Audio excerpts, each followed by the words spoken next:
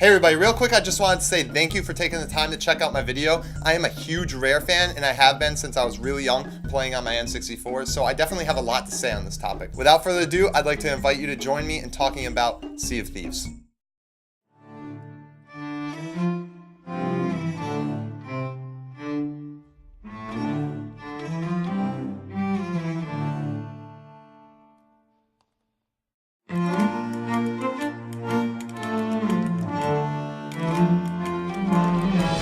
Sea of Thieves is an open-world pirate adventure game for both PC and Xbox One. It was developed by Rare, a company well known in the gaming industry now for decades. The game features exploration elements as well as player versus player and player versus NPC combat. It boasts some of the most amazing lighting and water visuals seen to date, coupled with a cartoony art style that Rare is no stranger to. Its world is filled with various creatures, friend and foe, all spread out across a scattering of tropical islands you are completely free to sail to. But before we get too in-depth about the game itself, we need to rewind to a time where my knowledge of Rare began. 1998. Here comes Banjo-Kazooie, where you're both bird and bear with amazing powers. There's never been anything like this head-banging, sky-flying, rock-hopping, egg-shooting, tag-teaming duo. Banjo-Kazooie, only for Nintendo. I was 4 years old and my father came home with a copy of Banjo-Kazooie that he had borrowed from a friend at work. I was instantly intrigued because any video game placed in front of me at the age of 4 was something I wanted to get my hands on. In short, I popped the game into my N64 and the rest is history. I found my favorite game of all time. I was instantly addicted to the variety of worlds and characters. The comical art style was something that anyone young or old could appreciate, and the style of voice acting was a creative masterpiece at the time that had never been done before. Primarily, the game's playstyle was that of a 3D platformer. It was also what we would refer to today as a collectathon, a game where you are required to collect a variety of objects placed all over the world in order to accomplish multiple goals, similar to that of Super Mario 64. Despite being frowned upon today, that collectathon style was something of preference to many during that time period. Being too young to have any responsibilities yet, it was one of my only goals in life at the time to be able to collect all 100 of the game's main collectible, the Jiggy. The game's plot was basically to play as Banjo, a bear, and his bird sidekick, Kazooie, traveling the game's worlds in order to progress through the evil witch Gruntilda's castle with the goal of saving Banjo's younger sister, Tootie. The game appealed to myself and many others more than any other game that was released on the N64, leaving an unforgettable impact on us that I could never thank Rare enough for.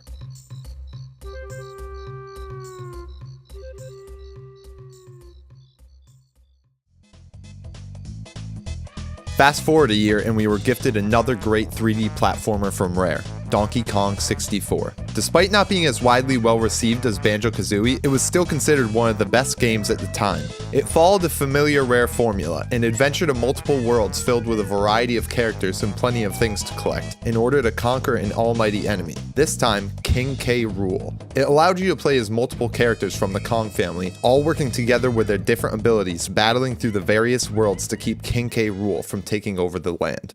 In 2000, we received a sequel for everyone's favorite bear and bird, titled Banjo Tooie. The evil Gruntilda had returned to life, so the world needed saving again, with all new abilities to acquire and lands to explore. Again, Rare had produced a delightful story filled with great art, deeply filled worlds, memorable characters, and all sorts of adventures to encounter that would satisfy all fans, new and old. It's also worth noting the joyful Diddy Kong Racing for the N64, released in 1997. This game was a direct competitor to Mario Kart 64 with a similar playstyle, but the art, humor, and depth that we know and love from Rare. Conker's Bad Fur Day was another great title from the time, but with a more mature approach. It followed the same 3D platformer formula that Rare had mastered time and time again, with a lovable hero looking to do whatever it took to return peace to his land. Despite being released toward the end of the N64's lifespan, it received high reviews across the board, including a 9.9 from IGN and a 92 on Metacritic. Other notable titles from Rare were Grabbed by the Ghoulies, GoldenEye 007, Cameo, and the Perfect Dark series. The list goes on and on. But as we all have been told far too often, all good things must come to an end. Microsoft purchased Rare in 2002, resulting in not too many changes from the start. We still received relatively good titles, including the aforementioned Grab by the Ghoulies and Cameo, up through 2005, but it didn't take long for Rare fans to start noticing changes begin to take place. The downfall of Rare began with Viva Pinata. Viva Pinata was considered a gardening game, which included elements from many different games, including the Animal Crossing series and The Sims. Commercially, the game performed poorly, which Rare blamed on the lack of marketing support from Microsoft. But in my opinion, and according to many others, you can see the life that Rare had so successfully pumped into the majority of its previous titles be significantly absent from Viva Pinata. Despite this, Rare's next major release was a sequel, Viva Pinata Trouble in Paradise. Unfortunately, it was met with the same fate, considered by many as just an extension of the original title, with very little changes overall, unable to reel in many new customers or old Rare fans. If the downfall of Rare wasn't apparent at this point, it soon would be more than ever, after the release of Rare's next title, Banjo-Kazooie Nuts-and-Bolts. Upon hearing that a new Banjo-Kazooie game was in development,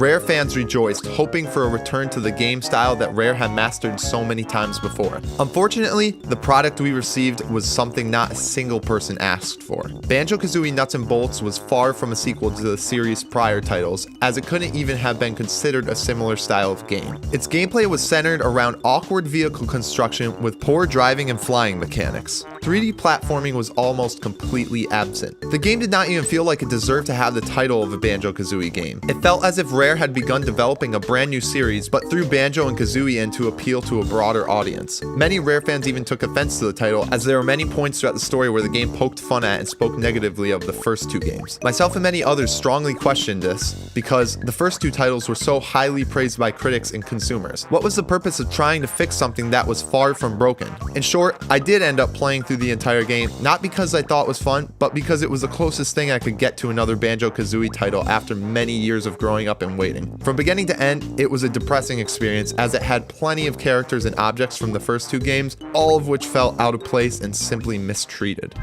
Rare continued spiraling downward with its next few releases, going through which I refer to as their Kinect era. Rare developed the Kinect Sports titles, the first of which was released as a launch title for the Xbox 360's motion sensing add-on, the Kinect. The Kinect Sports series totaled 3 titles, only the first of which was received positively. It can be said that this positive reception was only a result of the game being one of the first games for the Kinect, giving the public a new form of technology which wasn't publicly available before. Once the hype over the technology had passed by, it was apparent there really wasn't much to love about these games. They were the equivalent of a less enjoyable successor to the Wii's Wii Sports titles. Additionally, they didn't operate as consistently either. The first title was a success, selling around 3 million copies, but it can safely be said that the product was not attracting past Rare fans. The most recent title in the series, Kinect Sports Rivals, was a commercial failure, with Rare suffering a great loss as a result. After Rare's Kinect era, things were quiet for a while. We received Rare Replay for Xbox One, a collection of 30 old Rare titles on one disc, a genuine sign of respect toward longtime Rare fans. But aside from this, there wasn't much else going on, aside from the cooperative work Rare had done with a few other companies on Killer Instinct, a free-to-play Xbox One launch title. This was until E3 2015, when we all received a short glimpse of something that looked like the first actual Rare game in 10 years. This game was called Sea of Thieves. It was the first time we had seen that passionately crafted, lifeful, cartoony, Rare art style in years. There wasn't much that could be absorbed from the trailer, other than that you'd be playing cooperatively as a pirate in a tropical setting, with the ability to travel on foot and by ship, with the inclusion of ship battles. So then, the wait for release initiated. Fast forward to March 2018, and we are finally in the presence of the game Rare had been working hard on for the past 4 years. But was the game just another item on the list of disappointments from Rare? In my opinion, contrary to the opinions of many, I'd say no, not at all. But we'll come back to that. Let's start by talking about the gameplay. Never before have we seen a Rare-styled game with cooperative gameplay in a giant open world. You have the capability to explore islands, outposts, and skeleton forts, traveling between each by boat, working together with your team to keep your boat afloat and functioning effectively. The world is littered with enemy skeletons of various types, as well as a small selection of wildlife. The goal of the game is to complete missions, or voyages as the game calls them, for 3 different factions: the Gold Hoarders,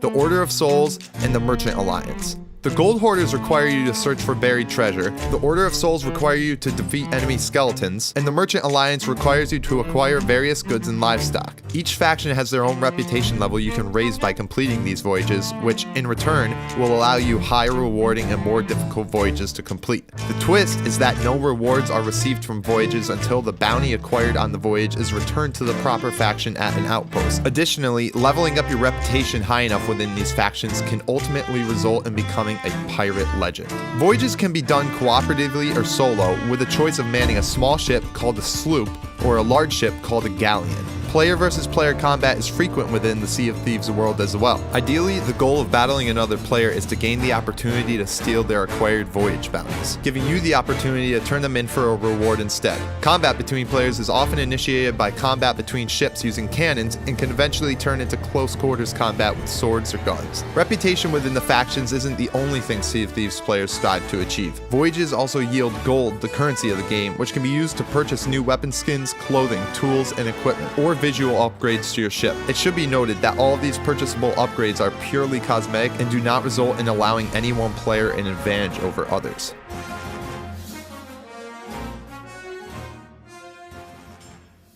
But now that I've given you a brief rundown of the gameplay, it's worth asking, is the game any fun? To that, I say yes and no. It's a wild time getting together with your friends, sailing across the ocean to random islands, completing voyages, and braving encounters with enemy players. You can all hold different jobs on your ship, conquer waves of skeletons, or drop the anchor and relax for a while on a remote island. There's also nothing more rewarding than conquering an enemy ship after being on the brink of being sunk for 20 minutes straight. The game definitely has a comical feel throughout regarding character design, the way players and NPCs move, the voice acting, even the fact that you can get drunk at the tavern and puke all over each other. This is where the game stands strong as a true Rare title. The game requires some hard work to progress, but never takes itself too seriously. On the topic of feeling like a Rare title, the music is also worth mentioning. Rare has always been known for its musical masterpieces across many of its titles, and Sea of Thieves is no exception. Pirate songs, familiar and fresh, can be heard across the land, changing dynamically based on what situation you're in. Players can also play pirate tunes themselves via their concertina or hurdy-gurdy, a nice way to remain relaxed in the midst of a storm at sea. All of this being said, I must state some negatives. First and foremost, the game is not fun to play by yourself. It feels extremely lonely, which some may enjoy, but it definitely wasn't for me. You're also at a huge disadvantage against enemies and other players when playing alone, since being even slightly outnumbered makes death almost guaranteed. Another negative is the grind. Within even a couple hours of playing, the repetitiveness of the game begins to become apparent. You will be required to do the same mundane task over and over again. Purchase a few voyages, travel to the islands they tell you to, return your bounties to the according alliances, and then repeat. This style of gameplay may not be for everyone, especially since the level progression starts to get extraordinarily slow even in the teens, when the max level is 50 for each faction. Voyages don't have much variation either. There are only a couple types of treasure maps, a small variety of enemy skeletons, and not a great diversity of wildlife to encounter. Plus, the fact that you are grinding for gold just to acquire cosmetic items makes it even less motivating to put in the grinding hours required. The islands themselves don't have much charm beyond a certain point either. Once you've had the opportunity to travel to each at least once, you've pretty much seen all of the mysteries hidden amongst them. Many would say the game is lacking in content overall, which I unfortunately would definitely have to agree with. Now, after hearing all of this, you're probably asking, then why did you say that the game wasn't a disappointment? I think this is where my opinion differs from that of many others. Despite not being the most exciting, story-driven, content-abundant game ever, this was the closest I've felt to the glory days of Rare in years. After being let down by Rare since before I was a teenager, Sea of Thieves is a game I'm willing to accept as the first step back in the right direction. I'm not under the impression that the game will have a long lifespan if more isn't added to keep consumers occupied in and enjoying its world. But I was more than happy to pay full price for a game which made me feel somewhat like I did back in the days of Banjo-Kazooie and Donkey Kong 64. Will I continue to play Sea of Thieves for years to come? I doubt I'll stick around for more than a few months, since, as of now, there isn't enough to keep anyone around for that long. But I still predict many late nights to come, sailing the seas with friends, goofing off with cannons, and testing the patience of enemy players. Until the point where the game begins to feel completely stale to me, or something causes it to not feel like a Rare game any longer, I'm not going anywhere. I have absolutely no intentions of abandoning ship just yet.